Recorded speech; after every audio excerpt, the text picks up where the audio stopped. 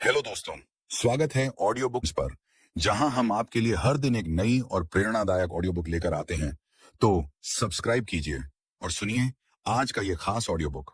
क्या आपने कभी सोचा है कि आज हम जिस तरह से बच्चों को शिक्षा देते हैं, जिस स्कूल सिस्टम में उन्हें डालते हैं, क्या वो वाकई उनके लिए सबसे अच्छा तरीका है?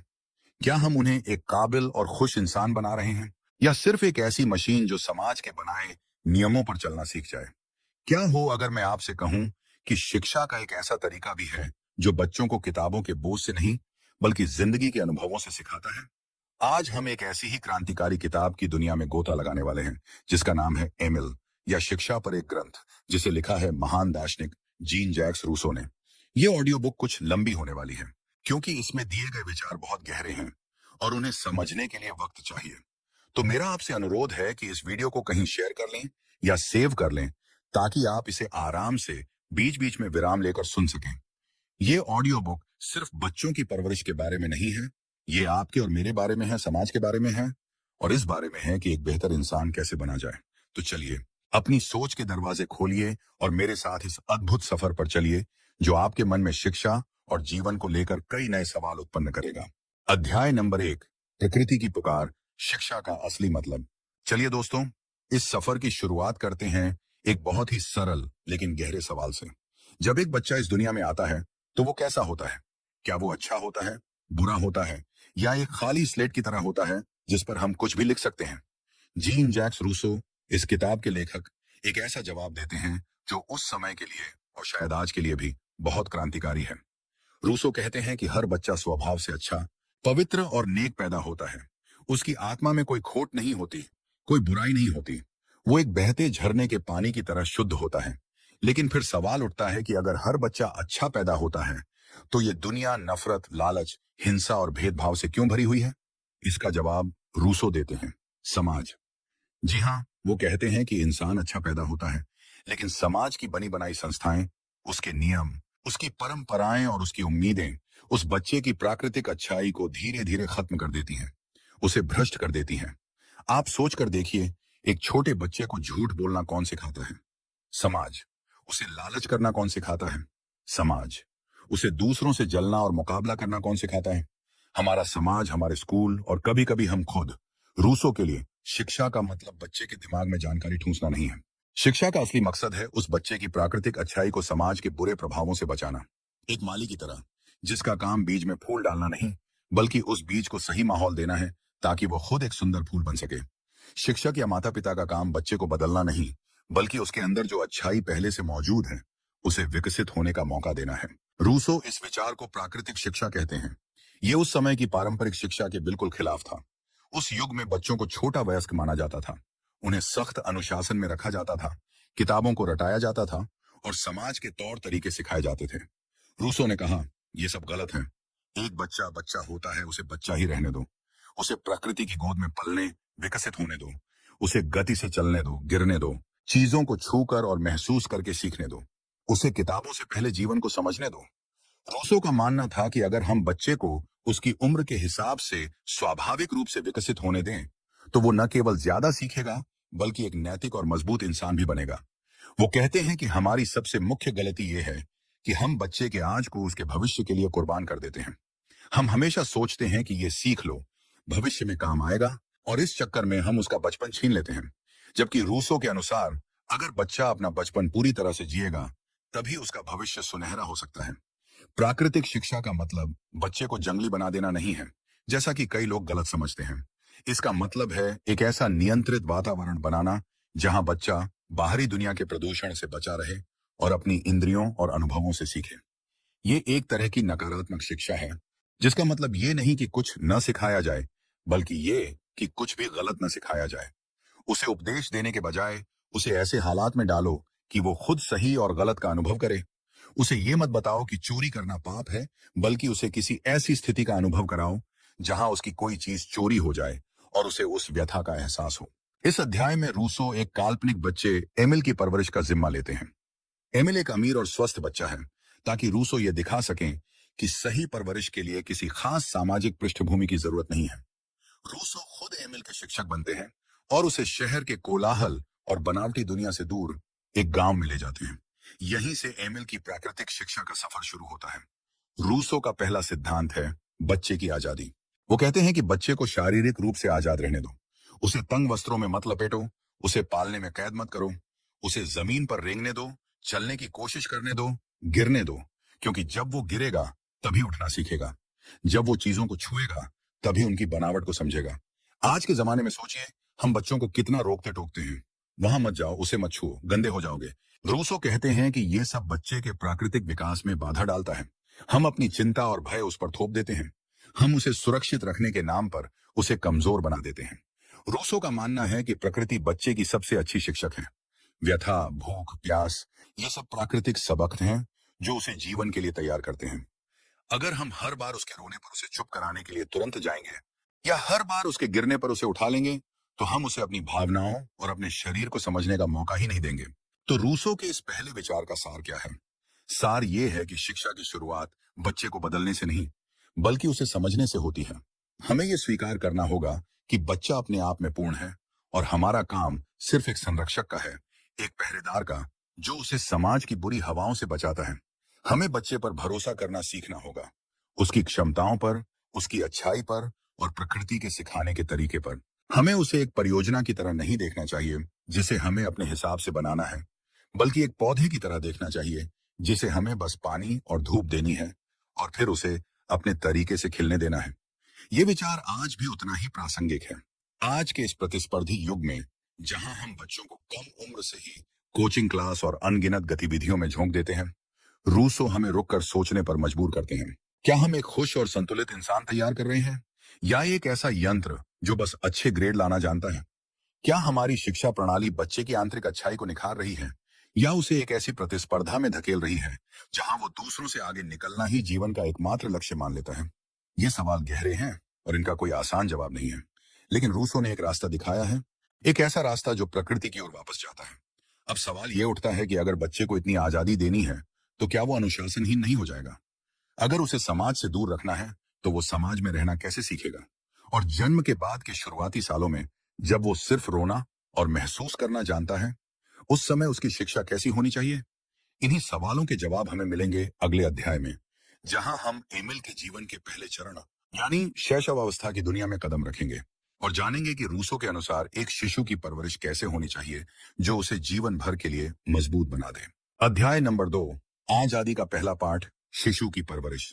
पिछले अध्याय में हमने रूसो के उस क्रांतिकारी विचार को समझा कि बच्चा स्वभाव से अच्छा होता है और समाज उसे दूषित कर देता है। हमने ये भी जाना कि शिक्षा का मकसद बच्चे की इस प्राकृतिक अच्छाई को बचाना है। अब हम एमिल के जीवन के पहले चरण में प्रवेश कर रहे हैं, उसकी शैशवावस्था, यानी जन्म से लेकर लगभग 2 साल की उम्र तक। रूसो के लिए यह चरण नींव का पत्थर है। इस समय हम जो भी करते हैं, उसका असर बच्चे के पूरे जीवन पर होता है, और यहीं पर हम सबसे ज्यादा गलतियां करते हैं। रूसो का सबसे पहला और सबसे महत्वपूर्ण सिद्धांत है, शिशु को शारीरिक स्वतंत्रता दो। उस जमाने में और आज भी कई जगहों पर नवजात शिशु को कसकर वस्त्रों में लपेटने का रिवाज है, जिसे स्वेडलिंग कहते हैं। माना जाता है कि इससे बच्चा सुरक्षित महसूस करता है और उसकी हड्डियां सीधी रहती हैं। रूसो इस प्रथा के सख्त खिलाफ थे। वो कहते हैं कि यह बच्चे को कैद करने जैसा है। आप सोचिए, 9 महीने तक गर्भ में आजादी से हिलने डुलने के बाद जन्म लेते ही उसे एक बंधन में डाल दिया जाता है। वो अपने हाथ पैर नहीं हिला सकता, अपने शरीर को महसूस नहीं कर सकता। रूसो के अनुसार यह उसके शारीरिक और मानसिक विकास दोनों के लिए हानिकारक है। एक बच्चा अपने हाथ पैर हिलाकर ही तो अपने शरीर की सीमाओं को जानता है, अपनी मांसपेशियों को मजबूत करता है। जब हम उसे इस प्राकृतिक क्रिया से रोकते हैं, तो हम उसे कमजोर और असहाय बना रहे होते हैं। हम अनजाने में ही उसे यह पहला पाठ सिखा रहे होते हैं कि दुनिया एक कैद खाना है। इसके बाद रूसो बात करते हैं माँ के दूध की। वो इस बात पर बहुत जोर देते हैं कि बच्चे को उसकी अपनी माँ का दूध ही मिलना चाहिए। उस समय फ्रांस के अमीर परिवारों में बच्चों को धाय माँ को सौंपने का चलन था, ताकि माँ की सुंदरता और सामाजिक जीवन पर कोई असर न हो। रूसो ने इसकी कड़ी आलोचना की। उन्होंने कहा कि माँ का अपने बच्चे को दूध पिलाना सिर्फ एक शारीरिक क्रिया नहीं है, ये एक भावनात्मक बंधन है। ये माँ और बच्चे के बीच प्यार और विश्वास की नींव रखता है। जब एक माँ अपने बच्चे को सीने से लगाती है, तो बच्चा न केवल पोषण पाता है, बल्कि सुरक्षा, प्यार और अपनेपन का एहसास भी करता है। यह रिश्ता बच्चे के भविष्य के सभी सामाजिक रिश्तों का आधार बनता है। जो बच्चा अपनी माँ से यह शुरुआती प्यार और सुरक्षा पाता है, वो आगे चलकर दूसरों से भी स्वस्थ रिश्ते बना पाता है। रूसो का मानना था कि परिवार ही समाज की पहली और सबसे महत्वपूर्ण इकाई है, और इस इकाई की नींव माँ और बच्चे के इसी प्राकृतिक रिश्ते से होती है। अगर यह नींव ही कमजोर होगी तो पूरा समाज ही बिखर जाएगा। आज के संदर्भ में भी यह बात कितनी सच है। हालांकि आज परिस्थितियां अलग हैं, कई माओं को काम पर जाना आवश्यक होता है, लेकिन रूसो का मूल संदेश आज भी प्रासंगिक है। बच्चे के शुरुआती जीवन में माता पिता की सीधी और प्यार भरी भागीदारी का कोई विकल्प नहीं है। अब बात करते हैं बच्चे के रोने की। रूसो कहते हैं कि बच्चे का रोना उसकी भाषा है। जब वो कुछ कह नहीं सकता तो वो रोकर ही अपनी जरूरतें बताता है, भूख, व्यथा या कोई और परेशानी। हमारा काम है उसकी इस भाषा को समझना, न कि उसे चुप कराने के लिए हर संभव प्रयास करना। रूसो एक बहुत महत्वपूर्ण अंतर बताते हैं जरूरत और इच्छा के बीच। जब बच्चा किसी जरूरत जैसे भूख के लिए रोता है तो हमें उसे तुरंत पूरा करना चाहिए।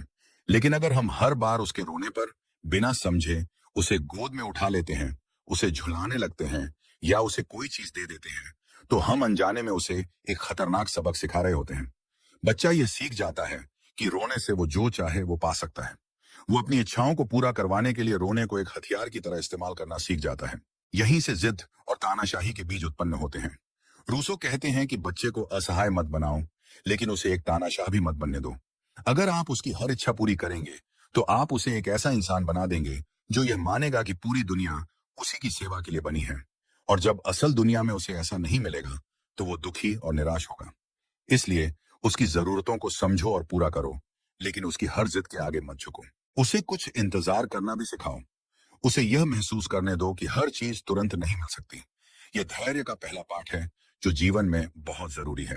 रूसो का एक और महत्वपूर्ण सुझाव है बच्चे को प्रकृति के करीब रखना। उसे ताजी हवा में सांस लेने दो, उसे जमीन पर खेलने दो, उसे मौसम की ठंडक और गर्मी महसूस करने दो। रूसो कहते हैं कि अगर आप बच्चे को हमेशा एक नियंत्रित तापमान वाले कमरे में रुई के गोले की तरह रखेंगे तो उसका शरीर कमजोर हो जाएगा। वो जरा सा मौसम बदलने पर बीमार हो जाएगा। प्रकृति खुद बच्चे को मजबूत बनाती है। उसे कुछ हद तक सर्दी गर्मी सहने की आदत डालनी चाहिए ताकि उसकी रोग प्रतिरोधक क्षमता विकसित हो। इसका मतलब यह नहीं है कि उसे जानबूझकर तकलीफ दी जाए, बल्कि यह कि उसे जरूरत से ज्यादा सुरक्षित रखने की कोशिश न की जाए। हम अपने भय की वजह से बच्चे को उन छोटे मोटे अनुभवों से दूर कर देते हैं जो उसे शारीरिक और मानसिक रूप से मजबूत बनाते हैं। उसे गिरने दो, मामूली चोट लगने दो। जब वो खुद उठेगा तो वो अपनी गलतियों से सीखेगा। जब उसे मामूली चोट लगेगी तो वो व्यथा सहना सीखेगा। ये छोटे छोटे अनुभव उसे भविष्य की विशाल चुनौतियों के लिए तैयार करते हैं।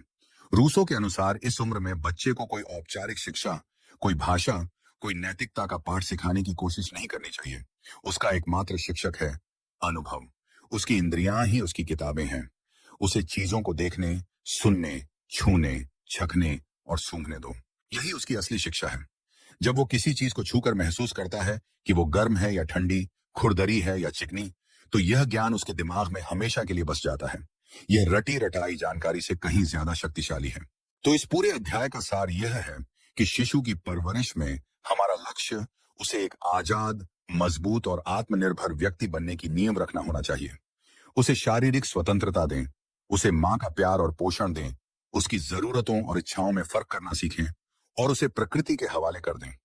उसे एक नाजुक फूल की तरह नहीं, बल्कि एक जंगली पौधे की तरह पलने दें जो हर मौसम का सामना कर सके।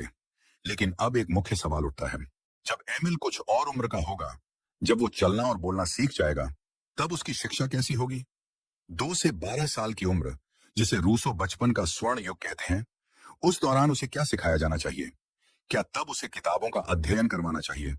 क्या उसे अच्छे बुरे की तमीज सिखानी चाहिए? या फिर रूसो के पास इस उम्र के लिए भी कोई अलग और चौंकाने वाला नजरिया है? इसका खुलासा होगा हमारे अगले अध्याय में, जहां हम नकारात्मक शिक्षा के रहस्यमयी सिद्धांत को समझेंगे। अध्याय नंबर 3, सीखने का उल्टा तरीका, नकारात्मक शिक्षा का रहस्य। पिछले अध्याय में हमने देखा कि रूसो कैसे एक शिशु को शारीरिक स्वतंत्रता और प्राकृतिक अनुभवों के जरिए मजबूत बनाने की बात करते हैं। अब एमिल 2 साल का हो चुका है। वो चल सकता है, बोल सकता है और उसकी जिज्ञासा चरम पर है। यह उम्र है 2 से 12 साल के बीच की, जिसे रूसो एज ऑफ नेचर या प्रकृति की उम्र कहते हैं। पारंपरिक शिक्षा के हिसाब से यही वो समय है जब बच्चे को स्कूल भेजा जाता है। उसे अध्ययन और लेखन सिखाया जाता है और उसे अनुशासन और नैतिकता के पाठ सिखाए जाते हैं। लेकिन रूसो यहाँ एक बार फिर सबको चौंका देते हैं। वो कहते हैं 12 साल की उम्र तक बच्चे को कोई किताब का अध्ययन मत कराओ, कोई उपदेश मत दो और उसे अच्छे बुरे की परिभाषा मत रटाओ। इसी को वो नकारात्मक शिक्षा कहते हैं। ये सुनने में बहुत अजीब लगता है ना? नकारात्मक शिक्षा का मतलब क्या बच्चे को कुछ भी न सिखाना है? नहीं, बिल्कुल नहीं। इसका मतलब ये नहीं है कि हम बच्चे को अकेला रहने दें और उसकी परवाह न करें। नकारात्मक शिक्षा का मतलब है बच्चे को सीधे तौर पर कुछ सिखाने के बजाय उसे सीखने के लिए एक ऐसा माहौल देना जहां वो खुद अनुभव करके सीखे। इसका मतलब है उसे सद्गुण सिखाने के बजाय उसे बुराइयों से बचाना। रूसो का तर्क बहुत सीधा है। वो कहते हैं कि एक बच्चे का दिमाग 12 साल की उम्र तक तर्क और अमूर्त विचारों को समझने के लिए तैयार नहीं होता है। जब आप एक छोटे बच्चे को ईमानदारी या न्याय जैसे जटिल शब्द सिखाते हैं तो वो उन शब्दों को रट तो लेता है, लेकिन उनके असली मतलब को महसूस नहीं कर पाता। उसके लिए ये बस खोखले शब्द होते हैं। आप इसे एक उदाहरण से समझिए। मान लीजिए आप एक 5 साल के बच्चे को सिखाना चाहते हैं कि झूठ बोलना बुरी बात है। आप उसे एक विस्तृत कहानी सुनाते हैं, उसे डांटते हैं या उसे सजा देते हैं। रूसो कहते हैं कि इससे बच्चा सिर्फ ये सीखेगा कि किसी के द्वारा देख लिया जाना बुरी बात है। वो झूठ बोलना बंद नहीं करेगा, बल्कि अगली बार ज्यादा सफाई से झूठ बोलना सीखेगा ताकि कोई उसे जान न पाए, क्योंकि उसने झूठ बोलने के बुरे नतीजे को अनुभव नहीं किया है, सिर्फ आपके गुस्से को अनुभव किया है। नकारात्मक शिक्षा का तरीका इससे बिल्कुल अलग होगा। शिक्षक बच्चे को सीधे सीधे कुछ नहीं कहेगा। वो ऐसे हालात पैदा करेगा कि बच्चा झूठ बोलने के प्राकृतिक परिणाम को खुद भुगते। हो सकता है कि बच्चे के झूठ की वजह से उसका कोई पसंदीदा खेल खराब हो जाए या उसका कोई दोस्त उस पर भरोसा करना त्याग दे। जब वो इस व्यथा को, इस नुकसान को खुद महसूस करेगा, तब उसे समझ आएगा कि झूठ बोलने में क्या बुराई है। यह सबक उसे जिंदगी भर याद रहेगा, क्योंकि यह उसका अपना अनुभव है, किसी का दिया हुआ उपदेश नहीं। इसी तरह रूसो कहते हैं कि बच्चे को किताबों से दूर रखो। क्यों? क्योंकि किताबें दूसरों के अनुभव और विचार होते हैं। जब एक बच्चा किताब का अध्ययन करता है तो वो दुनिया को अपनी आंखों से नहीं, बल्कि लेखक की आंखों से देखता है। वो सोचना नहीं सीखता, बल्कि यह सीखता है कि क्या सोचना है। रूसो चाहते हैं कि एमिल की एकमात्र किताब प्रकृति हो और उसकी एकमात्र भाषा अनुभव हो। वो चीजों को देखकर, छूकर, सूंघकर, छककर सीखेगा। वो यह नहीं जानेगा कि सूरज पूरब से उगता है। वो रोज सुबह उठकर सूरज को पूरब से उगते हुए देखेगा। वो यह नहीं जानेगा कि आग जलाती है। वो आग के पास जाकर उसकी गर्मी को महसूस करेगा, बेशक शिक्षक की निगरानी में। रूसो का एक और महत्वपूर्ण सिद्धांत है निर्भरता का सिद्धांत। वो कहते हैं कि हमें बच्चे को चीजों पर निर्भर रहना सिखाना चाहिए, इंसानों पर नहीं। इसका क्या मतलब है? इसका मतलब है कि बच्चे को यह महसूस होना चाहिए कि उसकी सीमाएं प्राकृतिक हैं, किसी इंसान द्वारा लगाई गई नहीं है। उदाहरण के लिए, अगर बच्चा दीवार पर ऊपर जाने की जिद करता है और आप उसे कहते हैं मत ऊपर जाओ क्योंकि मैं कह रहा हूं, तो यह इंसानों पर निर्भरता है। बच्चा इसे एक मनमानी रोक की तरह देखेगा और आपसे नाराज होगा। लेकिन अगर आप कहते हैं तुम ऊपर नहीं जा सकते क्योंकि दीवार बहुत ऊंची है और तुम गिर जाओगे, तो यह चीजों पर निर्भरता है। यहां सीमा दीवार की ऊंचाई ने तय की है, आपने नहीं। बच्चा इस प्राकृतिक सीमा को आसानी से स्वीकार कर लेगा। इसी तरह अगर बच्चा कोई ऐसा खिलौना मांगता है जो आपके पास नहीं है, तो यह कहने के बजाय कि मैं तुम्हें नहीं दूंगा, यह कहना बेहतर है कि यह मेरे पास नहीं है। पहले जवाब में आपकी इच्छा शामिल है, दूसरे में एक सच्चाई। रूसो कहते हैं कि जब बच्चा प्राकृतिक सीमाओं को समझता है तो वो विद्रोही नहीं बनता। विद्रोह हमेशा इंसानी इच्छाओं और सत्ता के खिलाफ होता है, प्रकृति के नियमों के खिलाफ नहीं। कोई भी बच्चा इस बात पर गुस्सा नहीं होता कि वो आकाश में विचर क्यों नहीं सकता। वो इसे एक प्राकृतिक सच्चाई मानकर स्वीकार कर लेता है। हमें भी अपनी अन को एक प्राकृतिक सच्चाई की तरह पेश करना सीखना होगा। तो इस नकारात्मक शिक्षा के युग में शिक्षक की भूमिका क्या है? शिक्षक एक मूक निर्देशक की तरह है। वो पर्दे के पीछे रहता है। वो सीधे मंच पर आकर संवाद नहीं बोलता। वो बस ऐसा मंच तैयार करता है, ऐसे हालात पैदा करता है कि मुख्य पात्र यानी बच्चा खुद ब खुद सही रास्ते पर चलता जाए। शिक्षक का काम है बच्चे के आसपास के माहौल को नियंत्रित करना, उसे खतरनाक चीजों से बचाना और उसकी जिज्ञासा के लिए सही अवसर प्रदान करना। अगर एमिल को दिशाओं का ज्ञान सिखाना है तो शिक्षक उसे कंपास या नक्शा नहीं देगा। वो उसे जंगल में घुमाने ले जाएगा और जानबूझकर ऐसा रास्ता चुनेगा कि वो खो जाए। फिर वो एमिल से कहेगा, एमिल, हमें घर का रास्ता खोजना है। सूरज किस तरफ से उगता है? दोपहर में परछाई किधर होती है? इस तरह घर पहुंचने की जरूरत एमिल को दिशाओं का ज्ञान खुद खोजने के लिए प्रेरित करेगी। यह ज्ञान उसके लिए एक पहेली या खेल की तरह होगा, न कि एक बोझिल पाठ की तरह। तो आप देख सकते हैं कि नकारात्मक शिक्षा का मतलब आलस्य या लापरवाही नहीं है। इसके लिए शिक्षक को बहुत ज्यादा धैर्यवान, रचनात्मक और चौकन्ना रहने की जरूरत है। उसे बच्चे के मनोविज्ञान की गहरी समझ होनी चाहिए। उसे हमेशा बच्चे से 2 कदम आगे सोचना होता है। यह सीधा रास्ता नहीं, बल्कि एक घुमावदार लेकिन ज्यादा असरदार रास्ता है।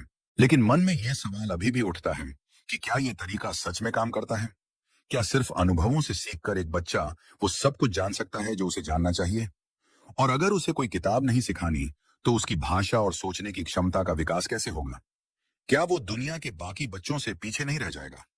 और सबसे मुख्य सवाल, जब यह नकारात्मक शिक्षा का युग 12 साल की उम्र में खत्म होगा, तो उसके बाद क्या होगा? एमिल की शिक्षा का अगला चरण क्या होगा? इन सभी रोमांचक सवालों का जवाब हमें अगले अध्याय में मिलेगा, जहां हम देखेंगे कि कैसे एमिल अपनी इंद्रियों के माध्यम से दुनिया को एक प्रयोगशाला की तरह इस्तेमाल करना सीखता है। अध्याय नंबर 4, अनुभव ही सबसे विशाल गुरु है।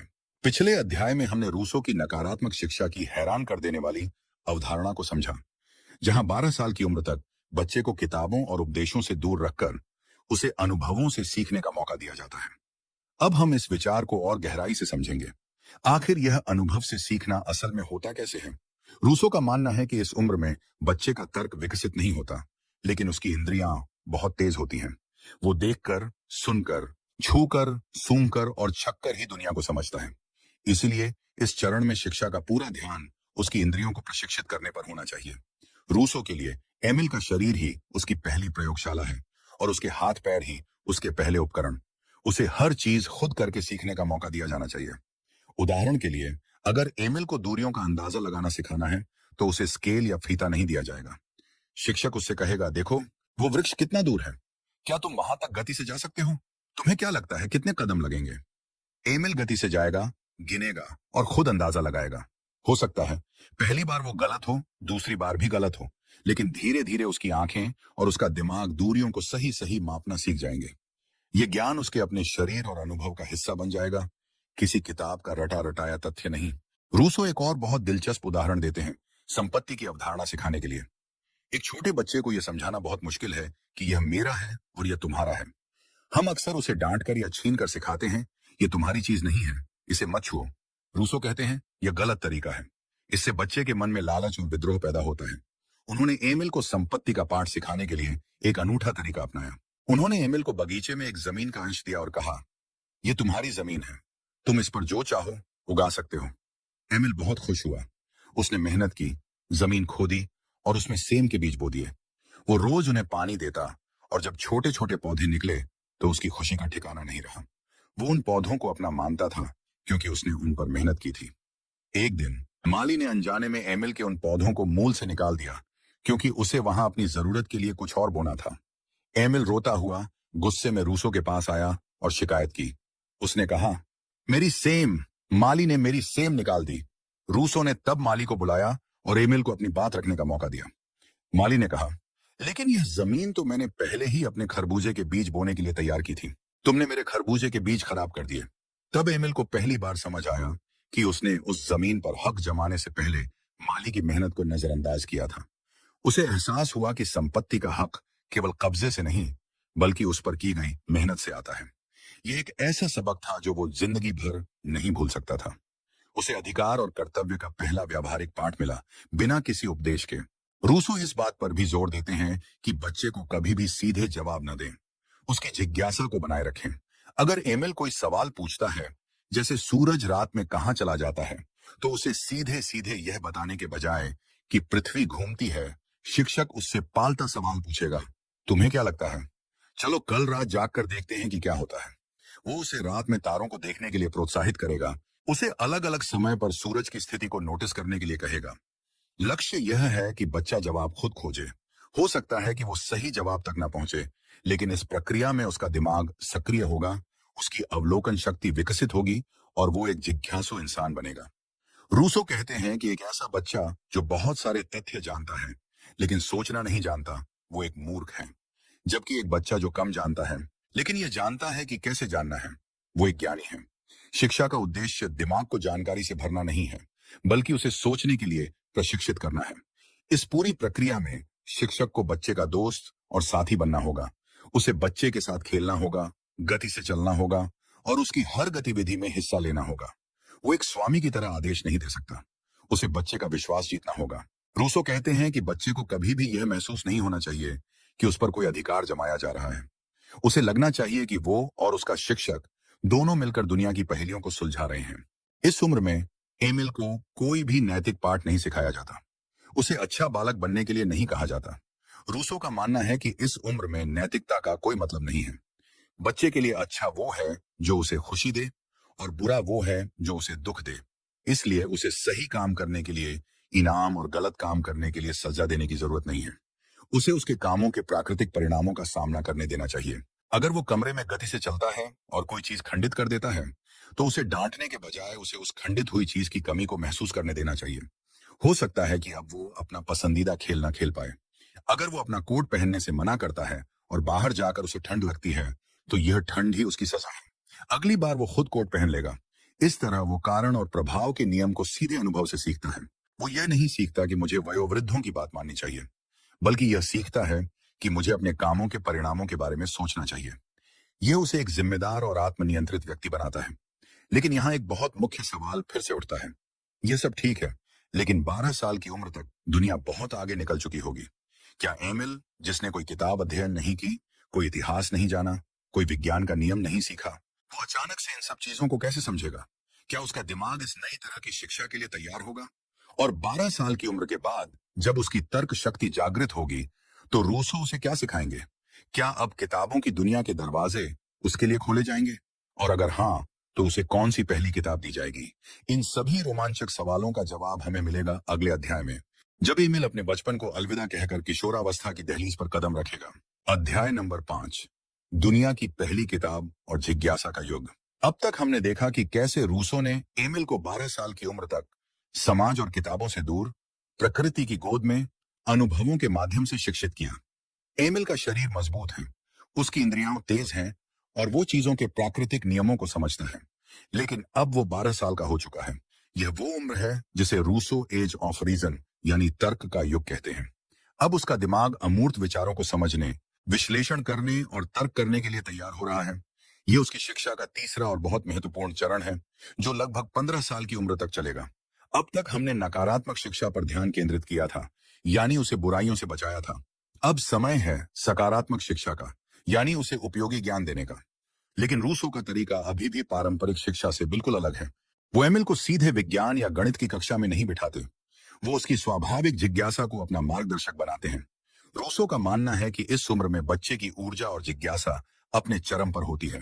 वो हर चीज के पीछे का क्यों और कैसे जानना चाहता है। हमें बस इस जिज्ञासा को सही दिशा देनी है। शिक्षा का उद्देश्य उसे यह सिखाना नहीं है कि क्या सोचना है, बल्कि यह सिखाना है कि कैसे सोचना है। तो अब एमिल को क्या सिखाया जाए? रूसो कहते हैं, उसे वो सिखाओ जो उसके लिए उपयोगी हो। इस उम्र में बच्चे को सिर्फ वही चीजें सीखने में मजा आता है जिनका वो कोई सीधा फायदा देख सकता है। उसे इतिहास की तारीखें रटने में कोई रुचि नहीं होगी, क्योंकि वो उसके किसी काम की नहीं है। लेकिन उसे यह जानने में जरूर रुचि होगी कि एक पहिया कैसे काम करता है, या एक लीवर से भारी चीज कैसे उठाई जा सकती है, क्योंकि यह ज्ञान व्यावहारिक है। रूसो एमिल को खगोल विज्ञान, भौतिकी और भूगोल सिखाना चाहते हैं, लेकिन किसी लैब या क्लासरूम में नहीं। वो उसे प्रकृति की विशाल प्रयोगशाला में ले जाते हैं। उदाहरण के लिए, भूगोल सिखाने के लिए वो एमिल को उसके घर के आसपास की जगहों का नक्शा बनाने के लिए कहते हैं। एमिल को खुद दिशाएं खोजनी है, दूरियों का अंदाजा लगाना है और सूरज की मदद से पूरब और पश्चिम का पता लगाना है। इस प्रक्रिया में वो नक्शा बनाना, दिशाओं का ज्ञान और माप तौल की मूल बातें सीख जाता है। यह सब उसके लिए एक खेल और एक खोज की तरह है, न कि एक उबाऊ पाठ की तरह। इसी तरह खगोल विज्ञान सिखाने के लिए वो उसे रात में तारे दिखाते हैं और उसे नक्षत्रों को पहचानने के लिए प्रोत्साहित करते हैं। वो उससे सवाल पूछते हैं, ये तारा कल इसी समय कहाँ था? क्या उसकी जगह बदली है? इस तरह एमिल अवलोकन और विश्लेषण करना सीखता है। अब आता है वो क्षण जिसका हम सबको इंतजार था। रूसो, जो अब तक किताबों के सख्त खिलाफ थे, अब एमिल को उसकी पहली किताब देने का फैसला करते हैं। आप सोच सकते हैं कि वो उसे कोई महान दार्शनिक या वैज्ञानिक की किताब देंगे, लेकिन नहीं। रॉबिन्सन क्रूसो को जो पहली और इस उम्र में एकमात्र किताब अध्ययन करने के लिए देते हैं, वो है डेनियल डेफो का प्रसिद्ध उपन्यास। पर क्यों? रूसो रॉबिन्सन क्रूसो को प्राकृतिक मनुष्य का सबसे बेहतरीन उदाहरण मानते हैं। क्रूसो एक सुनसान द्वीप पर अकेला है। उसके पास समाज की बनाई कोई चीज नहीं है। उसे अपनी बुद्धि, अपने हाथों और प्रकृति में मौजूद संसाधनों का उपयोग करके जीवित रहना है। उसे आग जलानी है, घर बनाना है, खेती करनी है और जंगली जानवरों से खुद को बचाना है। रूसो चाहते हैं कि एमिल क्रूसो की कहानी जानकर यह सीखे कि इंसान की असली जरूरतें क्या हैं और वो कैसे आत्मनिर्भर बन सकता है। क्रूसो की कहानी उसे यह सिखाएगी कि मेहनत, धैर्य और सरलता का क्या महत्व है। वो देखेगा कि कैसे एक अकेला इंसान बिना किसी की मदद के प्रकृति पर विजय प्राप्त कर सकता है। ये उसे किसी भी विज्ञान की किताब से ज्यादा सिखाएगी। ये उसे व्यावहारिक ज्ञान, समस्या समाधान कौशल और आत्मनिर्भरता का सबसे विशाल पाठ सिखाएगी। एमिल क्रूसो में खुद को देखेगा। जैसे क्रूसो अपने द्वीप पर है, वैसे ही एमिल अपनी शिक्षा के द्वीप पर है, जहां उसे सब कुछ खुद ही सीखना और करना है। इस किताब के माध्यम से रूसो एमिल को सामाजिक पूर्वाग्रहों से भी बचाना चाहते हैं। रॉबिन्सन क्रूसो की दुनिया में कोई सामाजिक हैसियत, कोई अमीरी निर्धनता, कोई फैशन या दिखावा नहीं है। वहां चीजों का मूल्य उनकी उपयोगिता से तय होता है, उनकी कीमत से नहीं। एक सोने का सिक्का वहां बेकार है, लेकिन एक हथौड़ा या एक कील अनमोल है। रूसो चाहते हैं कि एमिल भी चीजों को इसी नजरिए से देखना सीखे। वो लोगों को उनके वस्त्रों या उनकी संपत्ति से न आंखें, बल्कि उनके कौशल और उनके गुणों से आंखें। रॉबिन्सन क्रूसो का अध्ययन करने के बाद एमिल का दुनिया को देखने का नजरिया पूरी तरह से बदल जाएगा। वो हर चीज में उसकी उपयोगिता खोजेगा। वो यह समझेगा कि विज्ञान और कला का असली मकसद मानव जीवन को बेहतर बनाना है, न कि सिर्फ मनोरंजन करना या दिखावा करना। वो यह भी समझेगा कि इंसान को खुश रहने के लिए बहुत कम चीजों की जरूरत होती है। हमारी ज्यादातर इच्छाएं समाज द्वारा पैदा की गई हैं और कृत्रिम हैं। यह ज्ञान उसे भविष्य में लालच और असंतोष से बचाएगा। तो इस अध्याय का सार यह है कि किशोरावस्था की शुरुआत में शिक्षा का केंद्र उपयोगिता और जिज्ञासा होनी चाहिए। बच्चे को वो ज्ञान दो जो उसके जीवन में सीधे तौर पर काम आए। उसकी स्वाभाविक जिज्ञासा को पनपने दो और उसे खुद जवाब खोजने के लिए प्रेरित करो। और उसे रॉबिन्सन क्रूसो जैसी किताब के माध्यम से आत्मनिर्भरता, मेहनत और सादगी का पाठ सिखाओ। यह चरण एमिल को एक व्यावहारिक और कुशल व्यक्ति बनाने के लिए डिजाइन किया गया है, जो अपने पैरों पर स्थिर हो सके। लेकिन क्या सिर्फ एक किताब और व्यावहारिक ज्ञान काफी है? एक इंसान को समाज में रहने के लिए और भी बहुत कुछ चाहिए होता है। उसे एक हुनर चाहिए, एक पेशा चाहिए, ताकि वो अपनी आजीविका कमा सके। तो एमिल को कौन सा पेशा सिखाया जाएगा? क्या उसे एक विद्वान, एक चिकित्सक या एक वकील बनाया जाएगा? या फिर रूसो के पास इसके लिए भी कोई अलग और जमीनी योजना है? इसका जवाब हमें मिलेगा अगले अध्याय में, जहां हम देखेंगे कि रूसो क्यों हर इंसान के लिए एक हाथ का हुनर सीखना जरूरी मानते हैं, चाहे वो कितना भी अमीर क्यों ना हो। अध्याय नंबर 6, हाथ का हुनर और दुनिया की समझ। पिछले अध्याय में हमने देखा कि कैसे एमिल ने रॉबिन्सन क्रूसो से आत्मनिर्भरता का पाठ सीखा और अपनी जिज्ञासा के जरिए विज्ञान की दुनिया में पहला कदम रखा। अब वो लगभग 15 साल का होने वाला है। उसकी शिक्षा का तीसरा चरण पूरा होने को है। इस चरण के अंत में रूसो एक और बहुत महत्वपूर्ण चीज पर जोर देते हैं, एक हाथ का हुनर या पेशा सीखना। रूसो का मानना है कि हर इंसान को, चाहे वो राजा हो या रंक, एक ऐसा हुनर जरूर सीखना चाहिए जिससे वो जरूरत होने पर अपने हाथों से मेहनत करके अपनी रोटी कमा सके। उस समय के समाज में जहां अमीर लोग हाथ से काम करने को छोटा समझते थे, ये एक बहुत ही क्रांतिकारी विचार था। रूसो के इस विचार के पीछे कई गहरे कारण थे। पहला और सबसे स्पष्ट कारण था आर्थिक सुरक्षा। रूसो कहते हैं कि किस्मत का कोई भरोसा नहीं है। आज जो अमीर है वो कल गरीब हो सकता है। राजनीतिक उथल पुथल, युद्ध या कोई और आपदा किसी की भी संपत्ति छीन सकती है। ऐसे में अगर आपके पास कोई हाथ का हुनर है, तो आप दुनिया के किसी भी कोने में जाकर सम्मान के साथ अपनी आजीविका कमा सकते हैं। आपका हुनर ही आपकी असली संपत्ति है, जिसे कोई आपसे छीन नहीं सकता। यह आपको किसी पर भी निर्भर होने से बचाता है और आपको सच्ची आजादी देता है। दूसरा कारण सामाजिक समानता से संबंधित है। रूसो समाज में मौजूद वर्ग भेद के सख्त खिलाफ थे। वो चाहते थे कि एमिल हर तरह के काम और हर तरह के काम करने वाले इंसान का सम्मान करना सीखे। जब एमिल खुद एक कारीगर की तरह काम करेगा, उसके हाथ गंदे होंगे, उसे पसीना आएगा, तब वो एक किसान, एक काश्तकार या एक लोहार की मेहनत का असली मूल्य समझेगा। वो ये समझेगा कि कोई भी काम छोटा या विशाल नहीं होता। यह अनुभव उसे अहंकार और पूर्वाग्रह से बचाएगा। वो लोगों को उनकी सामाजिक हैसियत से नहीं, बल्कि उनके काम और उनके कौशल से पहचानेगा। यह उसे एक ज्यादा विनम्र और जमीन से संबंधित इंसान बनाएगा। तीसरा और शायद सबसे महत्वपूर्ण कारण बौद्धिक विकास से संबंधित है। रूसो का मानना है कि हाथ और दिमाग का गहरा रिश्ता है। जब हम अपने हाथों से कोई चीज बनाते हैं तो हमारा दिमाग भी सक्रिय रूप से काम करता है। यह हमें योजना बनाना, समस्या को सुलझाना और धैर्य रखना सिखाता है। एक कारीगर को बहुत सटीक, ध्यान केंद्रित और रचनात्मक होना आवश्यक है। ये सभी गुण एक व्यक्ति के समग्र बौद्धिक विकास के लिए बहुत जरूरी हैं। रूसो कहते हैं कि जो लोग सिर्फ दिमागी काम करते हैं वे अक्सर अव्यावहारिक और दुनिया की असलियतों से कटे हुए होते हैं। वहीं जो कारीगर अपने हाथ और दिमाग दोनों का इस्तेमाल करता है उसका नजरिया ज्यादा संतुलित और व्यावहारिक होता है। तो अब सवाल उठता है कि एमिल को कौन सा हुनर सिखाया जाए। रूसो कहते हैं कि हुनर ऐसा होना चाहिए जो उपयोगी हो, साफ सुथरा हो और जिसके लिए बहुत ज्यादा मशीनों की जरूरत ना हो। वो एमिल के लिए काश्तकार का काम चुनते हैं। क्यों? क्योंकि काश्तकार का काम रचनात्मक है, इसमें सटीकता की जरूरत होती है और यह बहुत उपयोगी है। एक काश्तकार काष्ठ जैसी प्राकृतिक चीज से मेज, कुर्सी, दरवाजे जैसी उपयोगी वस्तुएं बनाते हैं। एमिल एक असली काश्तकार के साथ काम करेगा, एक प्रशिक्षु की तरह। वो सुबह से शाम तक उसके साथ रहेगा, उसे काम करते हुए देखेगा और धीरे धीरे खुद भी औजार चलाना सीखेगा। वो सिर्फ काम नहीं सीखेगा बल्कि एक कारीगर की जिंदगी को भी करीब से देखेगा। वो देखेगा कि कैसे वो अपने ग्राहकों से बात करता है, कैसे वो मोल भाव करता है और कैसे वो अपनी मेहनत की कमाई से अपना परिवार चलाता है। यह एमिल के लिए सामाजिक विज्ञान का एक व्यावहारिक पाठ होगा। वो किताबों में अर्थव्यवस्था के सिद्धांत नहीं अध्ययन करेगा बल्कि उसे जीते जागते देखेगा। वो समझेगा कि समाज की अलग अलग परतें एक दूसरे पर कैसे निर्भर हैं। एक किसान अनाज उगाता है, एक काश्तकार उसके लिए हल बनाता है और एक लोहार उस हल के लिए लोहा पीटता है। ये सब मिलकर ही समाज का चक्र चलाते हैं। इस अनुभव के माध्यम से एमिल न केवल एक हुनर सीखेगा बल्कि वो दुनिया को भी एक नए नजरिए से देखना शुरू कर देगा। वो चीजों के पीछे की मेहनत को देखेगा। जब वो एक सुंदर कुर्सी देखेगा तो वो सिर्फ उसकी सुंदरता की तारीफ नहीं करेगा बल्कि वो यह भी सोचेगा कि इसे बनाने में काश्तकार को कितनी मेहनत लगी होगी, उसने कौन से औजार इस्तेमाल किए होंगे और काष्ठ का कौन सा अंश कहां से आया होगा। उसका दिमाग विश्लेषणात्मक बन जाएगा। वो चीजों की सतह के नीचे झांकना सीख जाएगा। यह उसे एक बेहतर उपभोक्ता भी बनाएगा।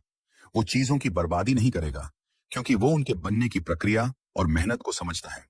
यह उसे सादगी और मितव्ययिता का पाठ सिखाएगा। रूसो का यह विचार आज के युग में और भी ज्यादा प्रासंगिक हो गया है। आज की शिक्षा प्रणाली हमें विशेषज्ञ बनाती है लेकिन अक्सर हमें जीवन के बुनियादी कौशलों से दूर कर देती है। हम डिग्रियां तो हासिल कर लेते हैं लेकिन घर का एक छोटा सा काम करने के लिए भी हमें किसी और पर निर्भर रहना होता है। रूसो हमें याद दिलाते हैं कि सच्ची शिक्षा वो है जो हमें आत्मनिर्भर और व्यावहारिक बनाए। एक हाथ का हुनर सीखना हमें जमीन से मिलाए रखता है और हमें एक पूर्ण इंसान बनने में मदद करता है। अब एमिल 15 साल का हो चुका है। उसका शरीर स्वस्थ और मजबूत है, उसकी इंद्रियां प्रशिक्षित हैं, उसका दिमाग तर्क करना जानता है और उसके पास एक हाथ का हुनर है। वो शारीरिक और बौद्धिक रूप से आत्मनिर्भर है। रूसो कहते हैं कि अब तक हमने उसे एक व्यक्ति के रूप में तैयार किया है लेकिन इंसान एक सामाजिक प्राणी भी है। उसे समाज में रहना है, लोगों से रिश्ते बनाने हैं। अब समय आ गया है कि एमिल की नैतिक और भावनात्मक शिक्षा शुरू की जाए। 15 साल की उम्र में जब यौवन की शुरुआत होती है तो इंसान के अंदर भावनाओं का एक तूफान उठता है। यह उसकी शिक्षा का सबसे नाजुक और सबसे महत्वपूर्ण पहलू है। अब उसे दूसरों के बारे में, समाज के बारे में और प्यार और दोस्ती जैसे रिश्तों के बारे में सिखाने का सही समय है। लेकिन यह कैसे किया जाएगा? एमिल, जो अब तक समाज से दूर रहा है, उसे अचानक से लोगों के जनसमूह में कैसे लाया जाएगा और उसे नैतिकता का पहला पाठ कैसे सिखाया जाएगा ताकि वो एक अच्छा और करुणामय इंसान बन सके? इसका जवाब हमें मिलेगा अगले अध्याय में, जो एमिल के जीवन में एक नए और भावनात्मक अध्याय की शुरुआत करेगा। अध्याय नंबर 7, भावनाओं का जन्म और करुणा का पहला पाठ। अब तक का सफर एमिल को एक आत्मनिर्भर और तार्किक व्यक्ति बनाने पर केंद्रित था। हमने उसे समाज की बनावटी दुनिया से दूर रखा, लेकिन अब एमिल 15 साल का हो चुका है और उसके जीवन में एक नया तूफान आने वाला है, यौवन का तूफान। यह वो उम्र है जिसे इंसान का दूसरा जन्म कहते हैं। पहले जन्म में वो एक व्यक्ति के रूप में पैदा होता है और इस दूसरे जन्म में वो एक सामाजिक प्राणी के रूप में पैदा होता है। अब उसकी भावनाएं जागृत हो रही हैं, खासकर दूसरों के प्रति भावनाएं। अब वो सिर्फ अपने बारे में नहीं सोचता बल्कि दूसरों के सुख दुख को भी महसूस करने लगता है। यहीं से उसकी नैतिक शिक्षा की शुरुआत होती है। लेकिन रूसो का तरीका यहां भी पारंपरिक नहीं है। वो एमिल को नैतिकता के नियम रटाने नहीं जा रहे हैं। वो उसे उपदेश नहीं देंगे कि दूसरों की मदद करनी चाहिए या गरीबों पर दया करनी चाहिए। वो एमिल के अंदर स्वाभाविक रूप से करुणा और सहानुभूति को जगाना चाहते हैं और इसका सबसे अच्छा तरीका है उसे इंसानी दुख और व्यथा से परिचित कराना। अब तक एमिल ने सिर्फ प्रकृति की सुंदरता और शक्ति को देखा था। अब उसे इंसान की कमजोरी और लाचारी को भी देखना होगा। रूसो एमिल को सीधे समाज के जनसमूह में नहीं धकेलते। वो उसे धीरे धीरे नियंत्रित तरीके से लोगों से मिलवाते हैं। लेकिन वो उसे अमीर और शक्तिशाली लोगों की पार्टियों में नहीं ले जाते। वो उसे गांव के बीमार लोगों, गरीब किसानों और उन लोगों से मिलवाते हैं जो किसी न किसी तरह की तकलीफ में हैं। वो एमिल को अस्पताल ले जाते हैं ताकि वो बीमार लोगों का दुख देख सके। वो उसे किसी गरीब के घर ले जाते हैं ताकि वो देख सके कि लोग कितनी मुश्किलों में जीते हैं। लक्ष्य एमिल को दुखी करना या भयभीत करना नहीं है। लक्ष्य यह है कि वो दूसरों के दुख को देखकर उसे महसूस करे। रूसो का मानना है कि करुणा का जन्म तभी होता है जब हम खुद को किसी दूसरे की जगह रखकर सोच पाते हैं। जब एमिल एक बीमार व्यक्ति को व्यथा से कराहते हुए देखेगा तो वो सोचेगा, अगर मैं इसकी जगह होता तो मुझे कैसा लगता। यह अगर मैं होता वाली सोच ही सहानुभूति का मूल है। जब वो देखेगा कि कुछ लोगों के पास खाने के लिए रोटी भी नहीं है, जबकि वो खुद हर दिन भरपेट खाता है, तो उसके मन में एक स्वाभाविक व्यथा और कृतज्ञता का भाव जागेगा। वो अपनी अच्छी किस्मत के लिए शुक्रगुजार होगा और दूसरों की मदद करने के लिए प्रेरित होगा। रूसो एक बहुत महत्वपूर्ण बात कहते हैं। वो एमिल को सिर्फ दुख ही नहीं दिखाते, बल्कि वो उसे यह भी दिखाते हैं कि लोग कैसे उन दुखों का बहादुरी से सामना करते हैं। वो उसे एक मेहनती किसान को दिखाते हैं जो फसल खराब होने के बाद भी हार नहीं मानता। वो उसे एक कारीगर को दिखाते हैं जो चोट लगने के बाद भी अपना काम करता रहता है। इससे एमिल के मन में सिर्फ दया नहीं, बल्कि सम्मान भी पैदा होता है। वो सीखता है कि इंसान सिर्फ कमजोर और लाचार नहीं है, बल्कि वो साहसी और लचीला भी है। यह उसे मानव जाति के प्रति एक गहरा सम्मान सिखाता है। इस पूरी प्रक्रिया में रूसो एमिल को इतिहास की कहानियों से भी परिचित कराते हैं, लेकिन वो उसे राजाओं और संघर्षों का इतिहास नहीं सिखाते।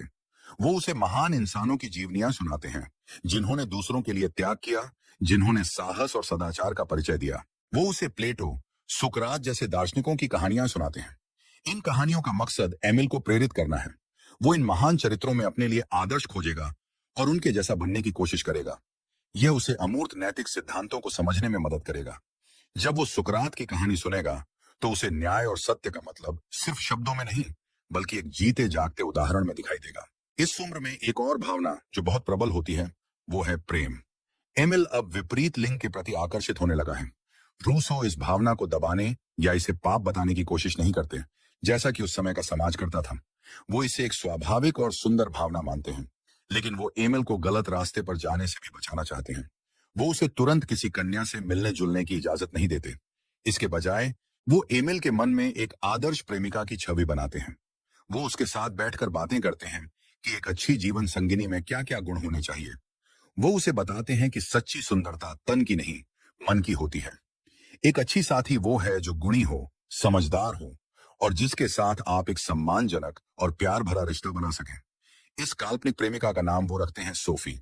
एमिल अब किसी भी कन्या को नहीं खोज रहा है, वो सोफी को खोज रहा है। यह काल्पनिक आदर्श उसे मार्ग पर मिलने वाली किसी भी कन्या के पीछे जाने से रोकता है।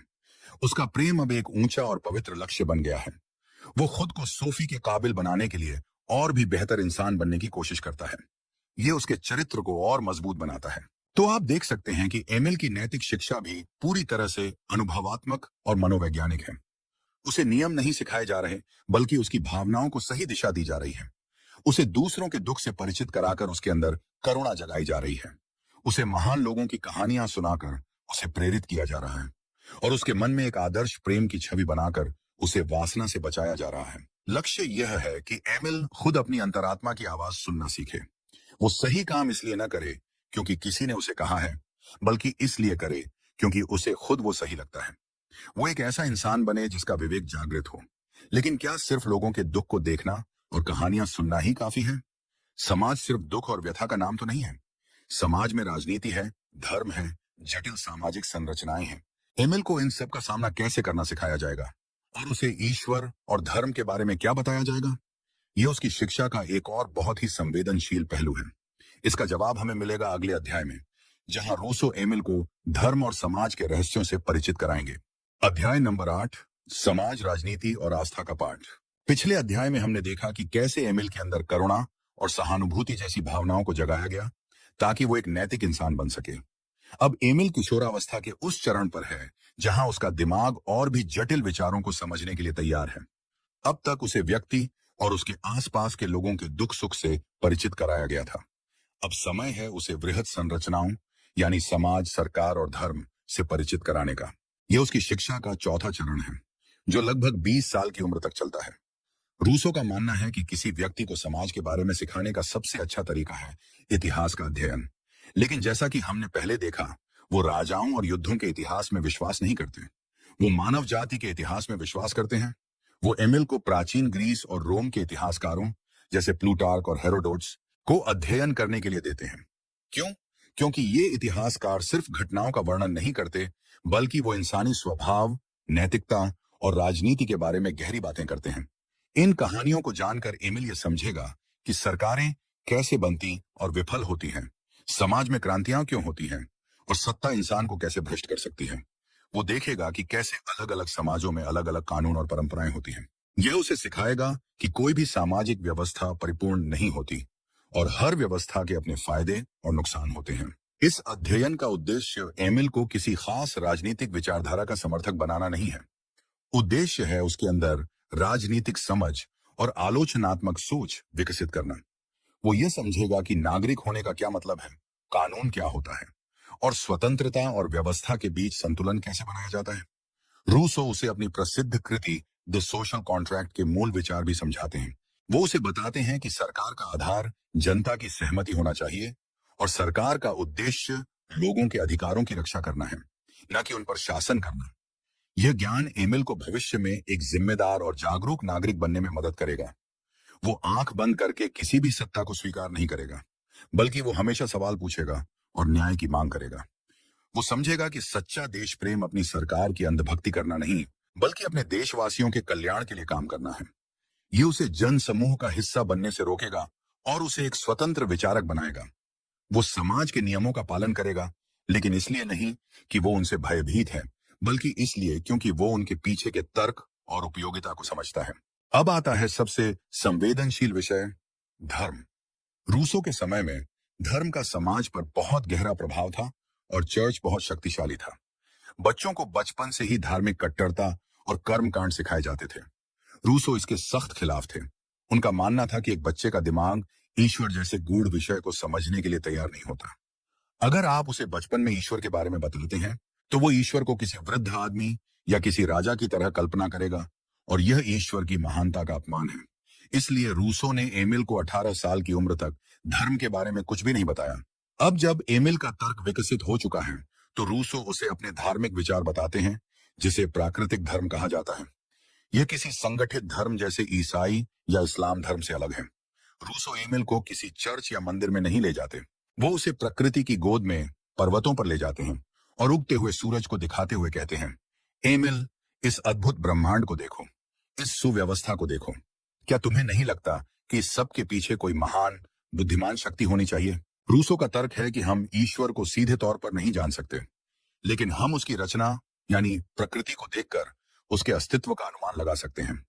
जैसे एक सुंदर समय यंत्र को देखकर हम यह मान लेते हैं कि कोई उसे बनाने वाला जरूर होगा, वैसे ही इस जटिल और सुंदर ब्रह्मांड को देखकर हमें एक निर्माता के अस्तित्व को स्वीकार करना चाहिए। यह पहला सिद्धांत है। दूसरा सिद्धांत है मनुष्य की अंतरात्मा। रूसो कहते हैं कि हर इंसान के अंदर एक आंतरिक आवाज होती है जो उसे बताती है कि क्या सही है और क्या गलत। यह अंतरात्मा ही ईश्वर का दिया हुआ नैतिक मार्गदर्शक है। अगर हम इस आवाज को सुने, तो हमें किसी बाहरी धार्मिक कानून या किताब की जरूरत नहीं है। हमारा अपना विवेक ही हमारी सबसे अच्छी धार्मिक पुस्तक है। रूसो संगठित धर्मों की आलोचना करते हैं क्योंकि वे अक्सर अंधविश्वास, असहिष्णुता और हिंसा को बढ़ावा देते हैं। वो कहते हैं कि अलग अलग धर्म एक ही ईश्वर तक पहुंचने के अलग अलग रास्ते हो सकते हैं, लेकिन कोई भी धर्म यह दावा नहीं कर सकता कि सिर्फ उसी का रास्ता सही है। सच्चा धर्म है एक अच्छे और नेक इंसान की तरह जीना, अपनी अंतरात्मा की सुनना और ब्रह्मांड के निर्माता के प्रति कृतज्ञता का भाव रखना। रूसो एमिल को कोई विशेष प्रार्थना या कर्मकांड नहीं सिखाते। वो कहते हैं कि सच्ची प्रार्थना है अच्छे कर्म करना और सच्ची पूजा है प्रकृति की सुंदरता की प्रशंसा करना। यह एक बहुत ही व्यक्तिगत और दार्शनिक किस्म का धर्म है जो किसी भी तरह की कट्टरता से मुक्त है। इसका उद्देश्य एमिल को एक नैतिक और आध्यात्मिक व्यक्ति बनाना है, न कि किसी विशेष संप्रदाय का अनुयायी। तो इस अध्याय के अंत में एमिल अब एक लगभग पूर्ण विकसित इंसान है। वो शारीरिक रूप से मजबूत है, बौद्धिक रूप से कुशल है, नैतिक रूप से करुणामय है और राजनीतिक और आध्यात्मिक रूप से जागरूक है। उसने एक व्यक्ति के रूप में एक कारीगर के रूप में और अब एक भावी नागरिक के रूप में खुद को तैयार कर लिया है। रूसो का शैक्षिक परियोजना लगभग पूरा हो चुका है, लेकिन एक चीज अभी भी बाकी है। एमिल अकेला है। उसे एक जीवन साथी की जरूरत है। हमने पहले सोफी नाम की एक काल्पनिक आदर्श प्रेमिका की बात की थी। अब समय आ गया है कि एमिल असली सोफी को खोजे और समाज में एक परिवार के रूप में प्रवेश करे। लेकिन एक कन्या की शिक्षा कैसी होनी चाहिए? क्या उसकी शिक्षा भी एमिल की तरह ही होगी, या रूसो के पास महिलाओं की शिक्षा के लिए कुछ अलग और शायद विवादास्पद विचार हैं? और एमिल और सोफी की मुलाकात कैसे होगी? क्या उनका प्यार सफल होगा? इन सभी सवालों के जवाब हमें इस ऑडियो बुक के अंतिम अध्यायों में मिलेंगे, जहां एमिल की शिक्षा अपने अंतिम और सबसे चुनौतीपूर्ण चरण में प्रवेश करेगी। अध्याय नंबर 9, एक साथी की तलाश, सोफी की शिक्षा। अब तक हमने एमिल की शिक्षा के हर पहलू पर विस्तार से बात की है। रूसो ने उसे एक आदर्श पुरुष बनाने में कोई कसर नहीं की है।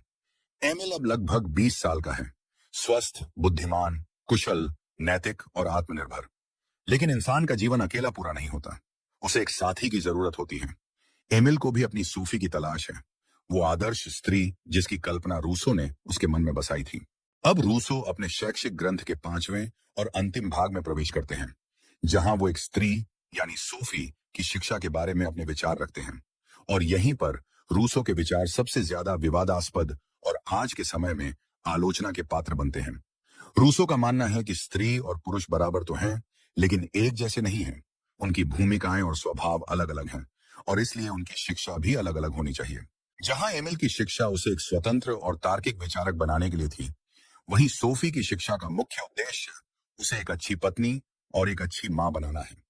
रूसो के अनुसार पुरुष का स्वभाव सक्रिय और मजबूत होता है, जबकि स्त्री का स्वभाव निष्क्रिय और कमजोर होता है। पुरुष का काम है दुनिया पर विजय प्राप्त करना, और स्त्री का काम है पुरुष पर विजय प्राप्त करना, यानी उसे खुश रखना और घर को संभालना। यह सुनकर आज हमें और आपको गुस्सा आ सकता है, और यह स्वाभाविक भी है। रूसो के ये विचार आज के लैंगिक समानता के सिद्धांतों के बिल्कुल खिलाफ हैं। लेकिन हमें यह भी याद रखना होगा कि रूसो अपने समय यानी 18वीं सदी के समाज के संदर्भ में लिख रहे थे, जहां महिलाओं की भूमिका बहुत सीमित थी। उनके विचारों को समझने के लिए हमें उस युग की सामाजिक संरचना को ध्यान में रखना होगा। रूसो के अनुसार सोफी की शिक्षा एमिल की तरह खुली और प्राकृतिक नहीं हो सकती। उसे समाज के नियमों और राय का सम्मान करना सिखाया जाना चाहिए। जहां एमिल को अपनी अंतरात्मा की सुनने के लिए प्रोत्साहित किया गया, वहीं सोफी को सामाजिक प्रतिष्ठा और लोकलाज का ध्यान रखना सिखाया जाता है। उसे सिलाई, बेलबूटे का काम, घर की साज सज्जा और बच्चों की देखभाल जैसे घरेलू काम सिखाए जाते हैं। उसे सुंदर दिखने, मीठा बोलने और पुरुषों को प्रसन्न करने की कला सिखाई जाती है। रूसो का तर्क है कि एक स्त्री की शक्ति उसकी सुंदरता और उसके आकर्षण में निहित है, और उसे इसका इस्तेमाल अपने पति को नियंत्रित करने और उसे घर से मिलाए रखने के लिए करना चाहिए। हालांकि रूसो सोफी को पूरी तरह से अशिक्षित या मूर्ख बनाने के पक्ष में नहीं है। वो चाहते हैं कि सोफी शिक्षित हो, लेकिन उसकी शिक्षा का उद्देश्य भी एमिल से अलग है। उसे कला, संगीत और साहित्य की कुछ जानकारी होनी चाहिए, ताकि वो एक मनोरंजक साथी बन सके और अपने बच्चों को शुरुआती शिक्षा दे सके।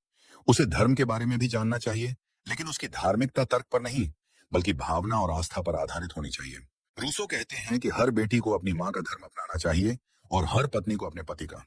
सोफी को बहुत ज्यादा तर्क या दर्शन शास्त्र का अध्ययन करने की जरूरत नहीं है, क्योंकि इससे वो अपनी स्त्रियोचित भूमिका से भटक सकती है और पुरुषों के साथ बहस करने लग सकती है, जो रूसो के अनुसार एक अच्छी बात नहीं है। आप देख सकते हैं कि सोफी की पूरी शिक्षा उसे किसी और पर, यानी उसके भविष्य के पति पर निर्भर बनाने के लिए डिजाइन की गई है। उसकी पहचान उसकी अपनी नहीं, बल्कि एक पत्नी और एक मां के रूप में है। यह एमिल की शिक्षा के आत्मनिर्भरता के सिद्धांत के बिल्कुल विपरीत है। एमिल को दुनिया के लिए बनाया गया है और सोफी को एमिल के लिए बनाया गया है। इन तमाम आलोचनाओं के बावजूद रूसो सोफी के चरित्र में कुछ सकारात्मक गुण भी डालते हैं। सोफी स्वाभाविक रूप से अच्छी, दयालु और सरल है। वो अहंकारी या बनावटी नहीं है। उसे सादगी पसंद है और वो फिजूल खर्ची से नफरत करती है। वो एक ऐसी कन्या है जिसका दिल साफ है और जो प्यार करने में सक्षम है। रूसो एक ऐसे आदर्श युगल की कल्पना करते हैं, जहां पुरुष दिमाग का प्रतीक है और स्त्री भावना का। दोनों एक दूसरे के पूरक हैं। पुरुष स्त्री को दुनिया की कठोर वास्तविकताओं से बचाता है और स्त्री पुरुष को घर में सुकून और खुशी देती है। वे मिलकर एक सामंजस्यपूर्ण इकाई बनाते हैं। अब रूसो एमिल और सोफी की मुलाकात की व्यवस्था करते हैं।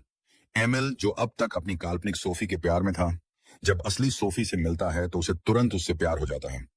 सोफी भी एमिल के मजबूत और सरल स्वभाव से प्रभावित होती है, लेकिन रूसो उनके रिश्ते को इतनी आसानी से मंजूरी नहीं देते। वो एमिल की परीक्षा लेना चाहते हैं। वो एमिल से कहते हैं कि शादी करने से पहले उसे 2 साल के लिए यात्रा पर जाना होगा।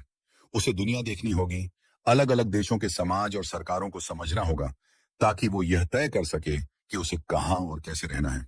ये एमिल के लिए एक अंतिम परीक्षा है। उसे सोफी के प्यार और अपनी जिम्मेदारियों के बीच संतुलन साधना सीखना होगा। यह यात्रा उसे एक बेहतर पति और एक बेहतर नागरिक बनने में मदद करेगी। एमिल इस जुदाई की व्यथा को सहता है और यात्रा पर निकल जाता है। इन 2 सालों में वो बहुत कुछ सीखता है। वो देखता है कि दुनिया में कितनी अलग अलग तरह की सरकारें और समाज हैं, और हर जगह अपनी अपनी समस्याएं हैं। वो समझता है कि कोई भी जगह परिपूर्ण नहीं है। इस यात्रा के अंत में वो इस नतीजे पर पहुंचता है कि सबसे अच्छा जीवन एक सरल और ग्रामीण जीवन है, जो उसने अपने शिक्षक के साथ जिया है।